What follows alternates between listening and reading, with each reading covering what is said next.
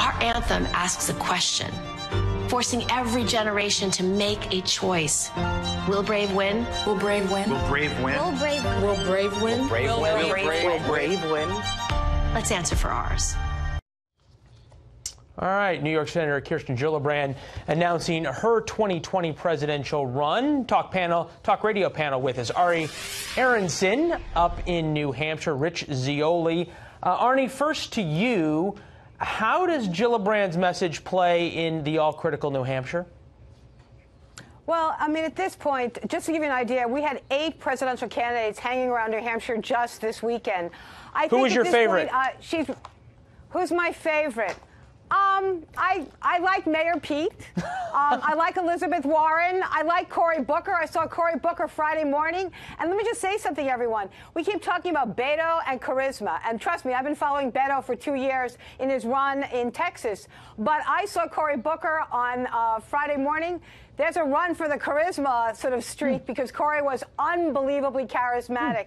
And on the other end of charisma, I mentioned Mayor Pete. You know what's interesting about Mayor Pete? I've also been hanging around him. Mayor Pete is kind of this quiet charisma, and Beto is kind of this big charisma. And there's so much variety. How is Kirsten going to do? It's going to be tough for her. But she's obviously showing her stuff because she wants to roll out her formal announcement in front of Trump Tower. She's going to Michigan on Monday night. And guess what? I think Donald Trump is going to Michigan too. I'm wondering if he's stalking her. Well, but anyway, he's going to Ohio. Sort of he's going to Ohio on Thursday. Thursday. It's almost like we planned this segment because Michigan. the soundbite we have coming up talks both about Mayor Pete and about Beto. Mayor Pete on Fox News Sunday. Take a listen. Yep. How do you combat Beto? And like him, were you born to be in this race? I think I was born to make myself useful. Rich, there's humility among politicians in America. Who knew?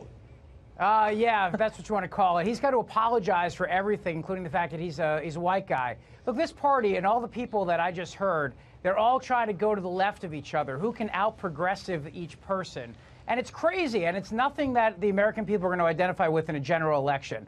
Look, Kirsten Gillibrand used to have an A rating from the NRA. She wanted English to be the official language. She has to apologize for all those positions that got her elected as a congresswoman in upstate New York.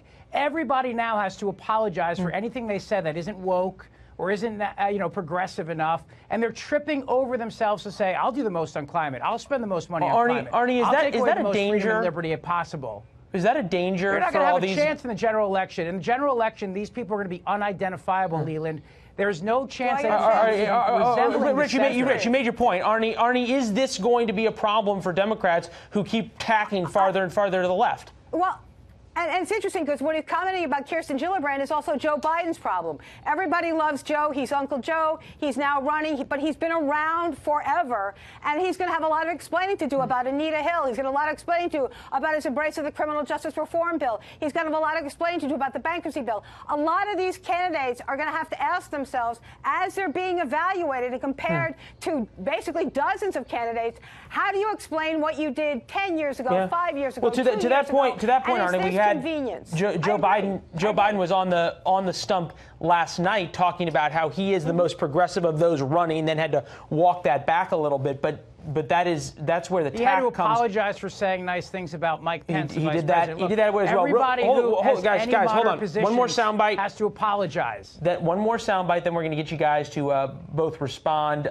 Again, Arnie's favorite on Fox News Sunday. Take a listen.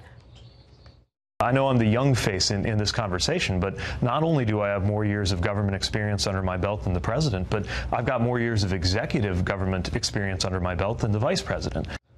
Oh, Arnie, that did not work well for Dan Quayle in the debate. Does he really want to go there? Well, let me just say something. He got elected as the mayor of South Bend at age 29. When he ran 4 years later, he got reelected with 80% of the vote. South Bend has 100,000 people. Wait a minute. South Bend has 100,000 people. There isn't a city in my state that has 100,000. There isn't a city Arnie, you'll both understand this. I got 15 seconds left. You got the first word. Rich gets the last. Go ahead. This guy is just another progressive that nobody's ever heard of, and he's going to have to go to the left of everybody. Look, if the Democrats have even one reasonable moderate, they should nominate that person, but they won't. They're terrified of their base, and it's great news for Donald Trump in 2020. Great news. All right. And of course, we should take guidance from you. Just to remind you. Well, he did before. He should. Okay, now you guys both got the last word. We'll leave it there. Arnie, Rich, always a pleasure. Thank you very much. Florida primary, 1 year from today. Get ready. Laura?